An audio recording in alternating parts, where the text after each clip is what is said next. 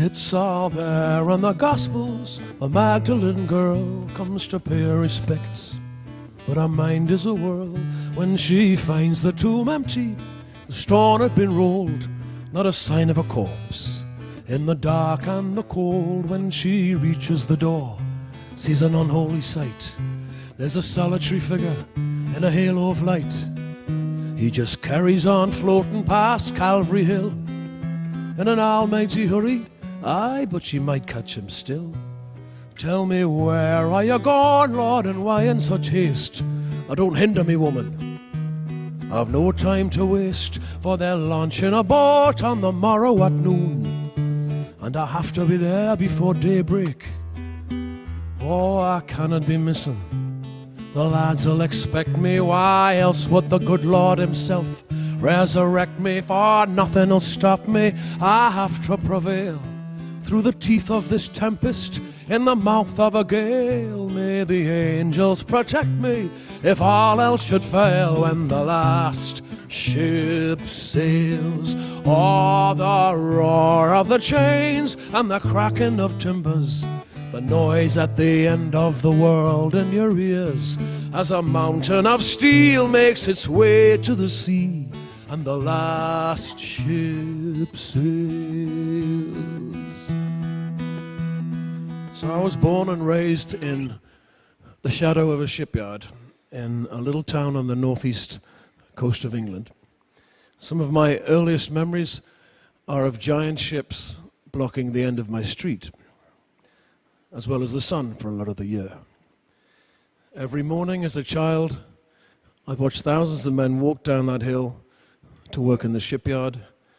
I watched those same men walking back home every night. It has to be said, the shipyard was not the most pleasant place to live next door to, or indeed work in. The shipyard was noisy, dangerous, highly toxic, with an appalling health and safety record. Despite that, the men and women who worked on those ships were extraordinarily proud of the work they did, and justifiably so. Some of the largest vessels ever constructed on planet Earth were built right at the end of my street.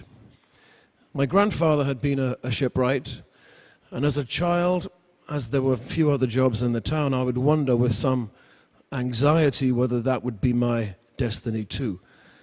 I was fairly determined that it wouldn't be.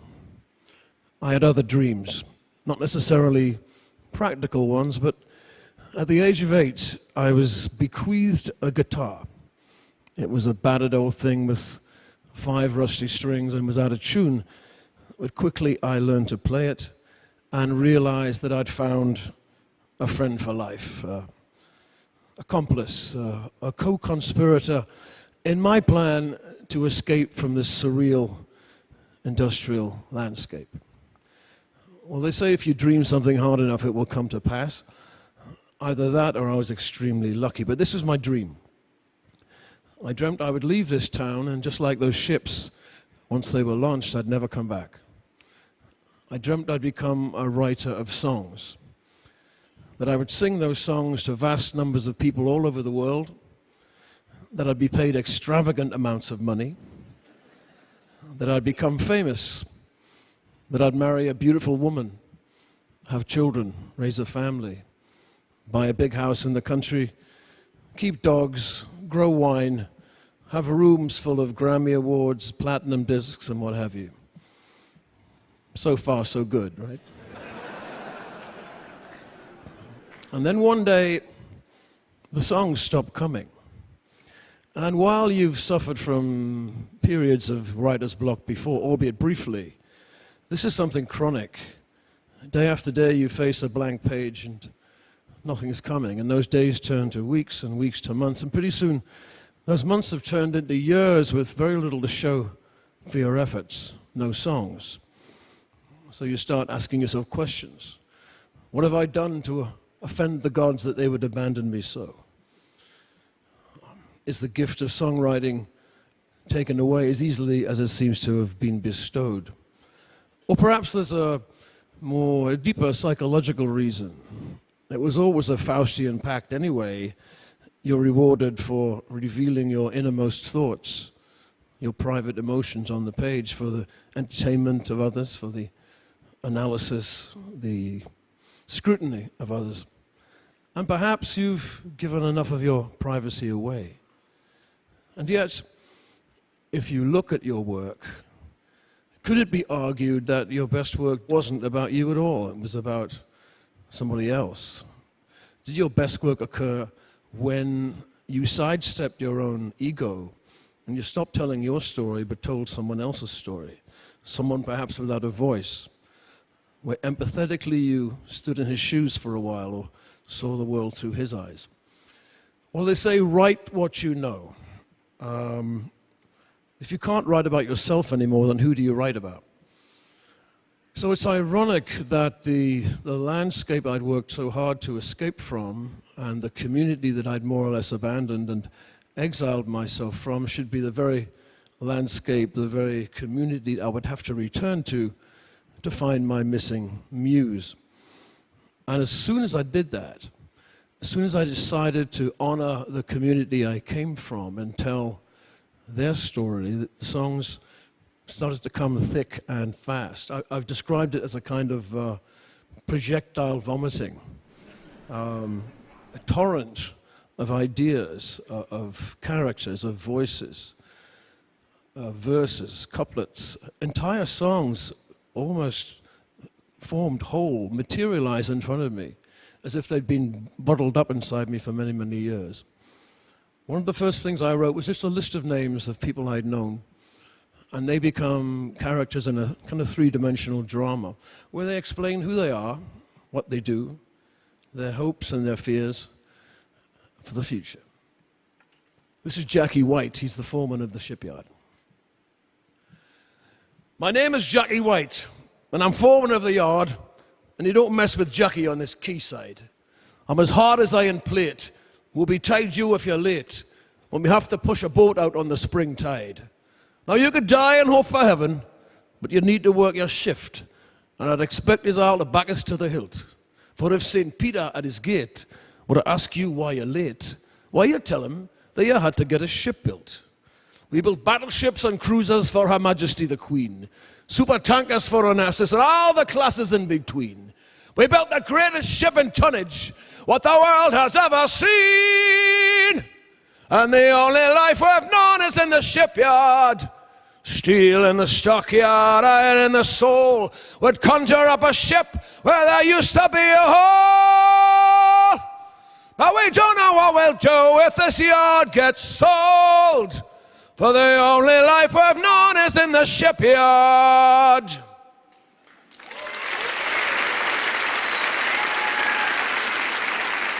So, having decided to write about other people instead of myself, a further irony is that sometimes you reveal more about yourself than you'd ever intended.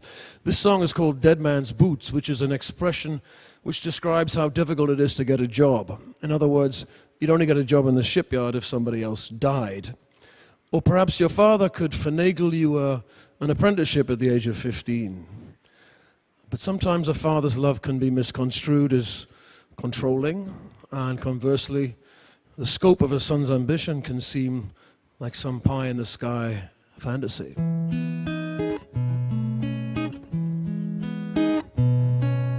He said, you see these work boots in my hands? They'd probably fit you now, my son. Take them, they're a gift from me.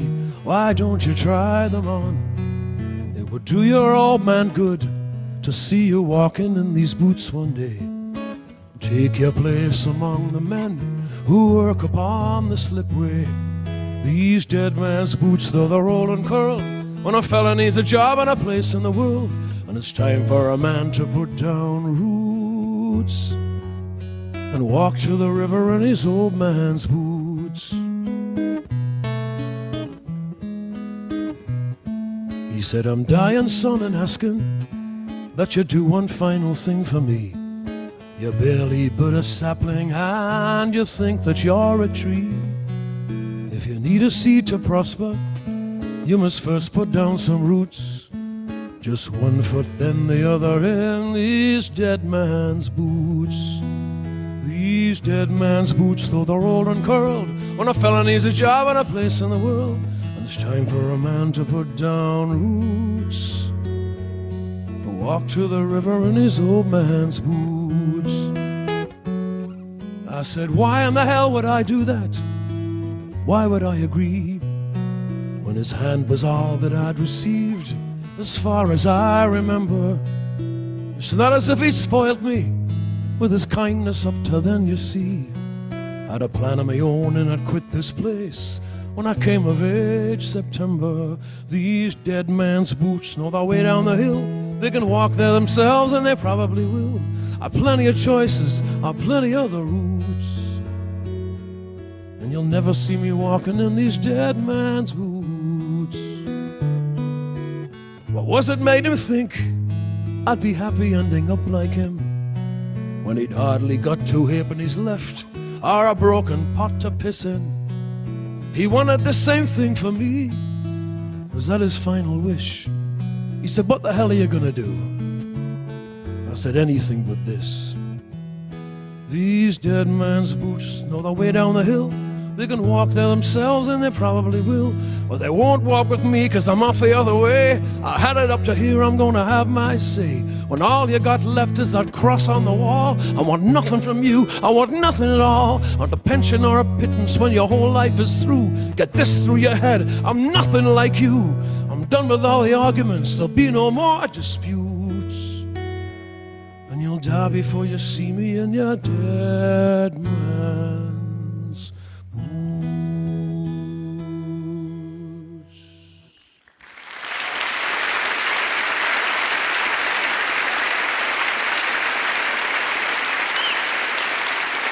Thank you.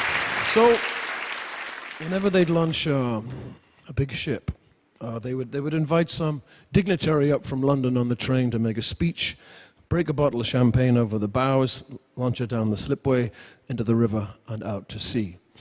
Occasionally, on a really important ship, they'd get a member of the royal family to come, Duke of Edinburgh, Princess Anne or somebody. Now you have to remember, it wasn't that long ago that the royal family in England were considered to have magical healing powers. Sick children were held up in crowds to try and touch the cloak of the king or the queen to cure them of some terrible disease. It wasn't like that in my day, but we still got very excited. So it's a launch day, it's a Saturday, and my mother has dressed me up in my Sunday best. I'm not very happy with her. All the kids are out in the street, and we have little Union Jacks to wave. And at the top of the hill, there's a motorcycle cortege appears. In the middle of the motorcycles is a big black Rolls Royce. Inside the Rolls Royce is the Queen Mother. This is a big deal.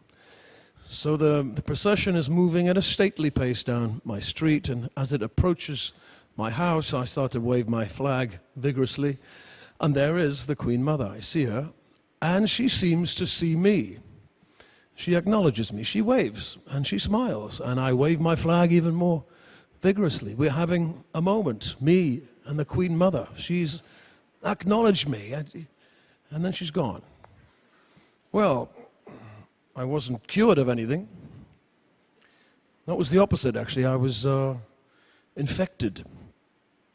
I was infected with an idea. I don't belong in this street. I don't want to live in that house. I don't want to end up in that shipyard. I want to be in that car. I want a bigger life. I want a life beyond this town. I want a life that's out of the ordinary. You know, it's my right. It's my right as much as hers. So here I am at TED to, I suppose, to tell that story. You know, and I think it's appropriate that at TED to say the obvious, that there's a symbiotic and intrinsic link between storytelling and community, between community and art, between community and science and technology, between community and economics. It's my belief that abstract economic theory that denies the needs of community or denies the contribution that community makes to economy is short-sighted, cruel, and untenable. Thank you. The fact is, you know, whether you're a rock star or whether you're a welder in a shipyard or a tribesman in the upper Amazon or the Queen of England, at the end of the day, we're all in the same boat. Aye, the footmen are frantic in their indignation. You see, the Queen took a taxi herself to the station, where the porter, surprised by a lack of royal baggage, bustled her and 3 corgis to the rear of the carriage. For the train, it is crammed with all Europe's nobility, and there's none of them famous for their compatibility. There's a fight over seats, I beg pardon, your grace, but you'll find that one's mine, so get back in your place. Ah, but where are they going? All the porters debate.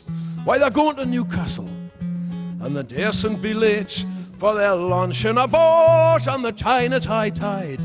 And they've come from all over, from far and from wide. There's the old Dalai Lama and the Pontiff of Rome, every palace in Europe, and there's nae bugger home. Here's the Duchess of Cornwall and the loyal Prince of Wales, looking crushed and uncomfortable in his top hat and tails. Well, they haven't got tickets. Come now, it's just a detail. There was no time to purchase, and one simply has to prevail. For we'll get to the shipyards, or we'll end up in jail when the last ship sails.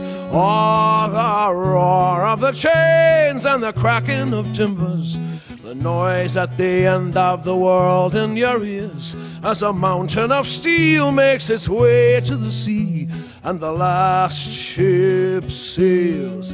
And whatever you promised, whatever you've done, and whatever the station in life you become, in the name of the Father, in the name of the Son, and no matter the weave of this life that you've spun, on the earth or in heaven or under the sun, when the last ship sails, oh, the roar of the chains and the cracking of timbers, the noise at the end of the world in your ears, as a mountain of steel makes its way to the sea, and the last ship sails.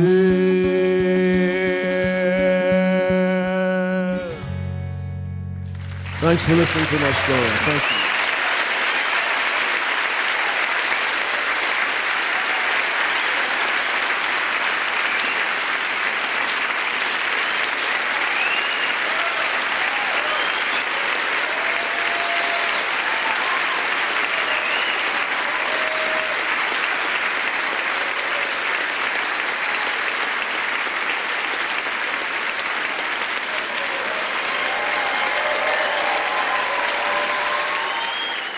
Thank you.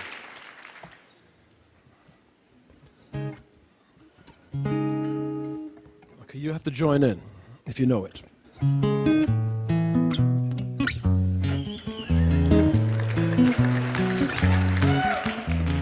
Just a castaway, an island lost at sea. Oh, another lonely day with no one here but me. Oh, more loneliness than any man could bear.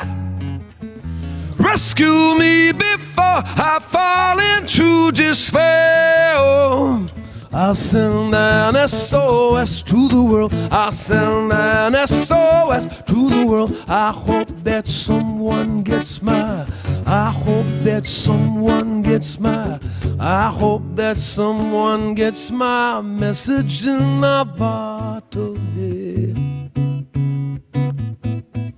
A message in a bottle. A year has passed since I wrote my note. I should have known this right from the start. Only hope can keep me together. Love can mend your life, but love can break your heart. I'll send an SOS to the world. I'll send an SOS to the world. I hope that someone gets my, I hope that someone gets my, I hope that someone gets my message in a bottle. A message in a bottle. Message in a bottle. A message in a bottle. Walked out this morning, I don't believe what I saw. 100 billion bottles washed up on the shore. Seems I'm not alone in being alone. 100 billion cast away, looking for a home. I'll send an SOS to the world. I'll send an SOS to the world. I hope that someone gets my, I hope that someone gets my, I hope that someone gets my message in a bottle. A message in a bottle. A message in a bottle. A message in a bottle. So I'm going to ask you to sing after me, okay, the next part. It's very easy. Sing in unison. Here we go.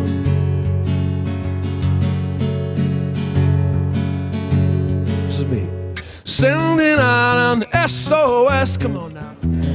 Oh, yeah. Sending out an SOS. I'm sending out an SOS. I'm sending out an SOS. Sending out.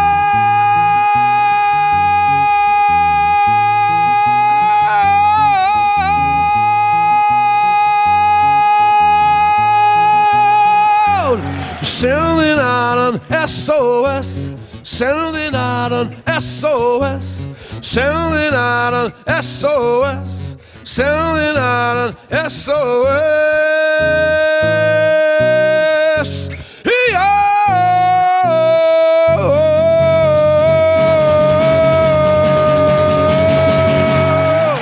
Thank you, Ted. Good night.